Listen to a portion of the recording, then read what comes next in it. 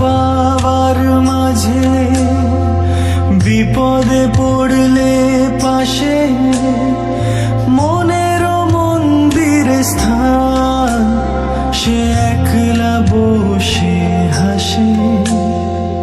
ডেকেছি প্রার্থনাতে একটু শান্তি পেতে, তুমি তো জগতের প্রাণ ফিরিয়ে দাও দু হাতে।